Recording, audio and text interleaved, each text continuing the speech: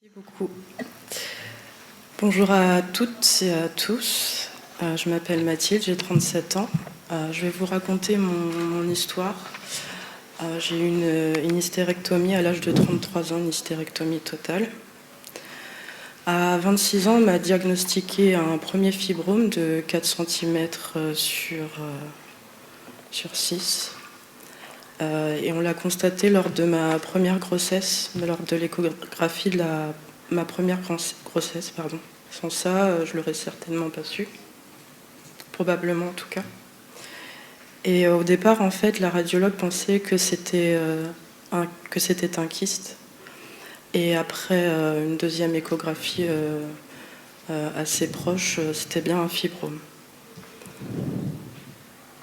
Donc, il avait doublé quand j'ai accouché par césarienne. Donc, avec cette première laparotomie, le fibrome avait doublé. En fait, le corps médical, j'ai eu ma césarienne, ma fille est née, et le corps médical m'a proposé soit de patienter jusqu'à ce que le fibrome se résorbe potentiellement, soit de faire une myomectomie dans les 4 mois qui suivaient. Donc j'ai choisi la deuxième option, de me faire opérer. Donc en octobre 2014, sachant que ma fille est née en mai, j'ai eu ma première myomectomie. Mes règles, elles ont continué à être très abondantes. En fait, pour protection hygiénique, le soir, je mettais des serviettes de douche entre les jambes.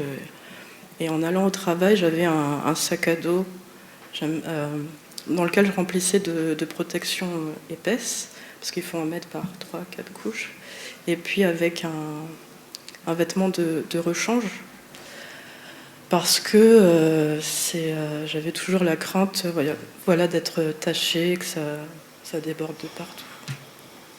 Et le fait d'aller se changer toutes les 30-45 minutes, ça peut...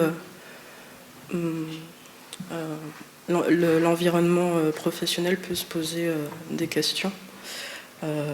Comme est-ce que tu prends beaucoup de pauses, Mathilde? Mais ce sont des pauses pour me changer. En fin 2018, j'ai fait une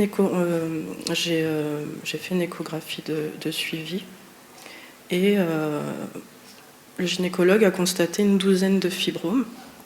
J'ai été réopérée en 2019 et ça fait qu'en 6 ans, entre 2014 et 2020, j'ai eu 4 opérations au niveau de la voie abdominale.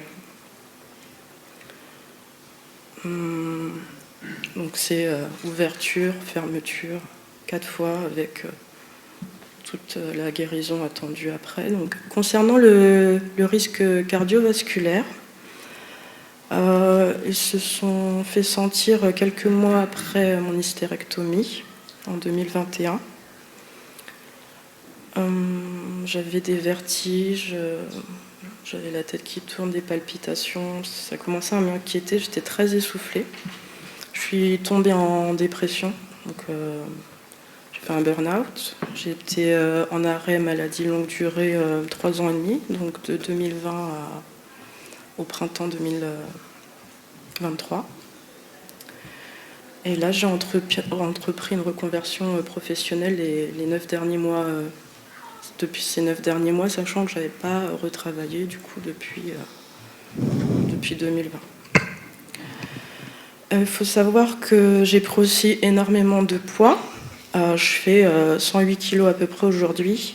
Et donc j'ai pris 40 kilos depuis 2014, année de la naissance de ma fille et de ma première myomectomie. Bien que je fasse du sport, etc., voilà. Le fait est que ça peut être une cause à effet, mais le poids est là. À mon initiative, j'ai choisi donc de consulter un psychiatre parce que j'en avais besoin, j'en ai toujours besoin, je me suis toujours, et c'est nécessaire pour moi. Et je dirais surtout, et aussi parce que aucun accompagnement psychologique ne m'a été proposé post-hystérectomie et même pré-hystérectomie, mais post-hystérectomie. Je voudrais dire qu'aujourd'hui, au regard de mon parcours, j'aimerais que toutes et tous, vous puissiez considérer la maladie fibromateuse d'une autre façon, qu'elle soit d'une autre façon, qu'elle soit considérée à juste titre.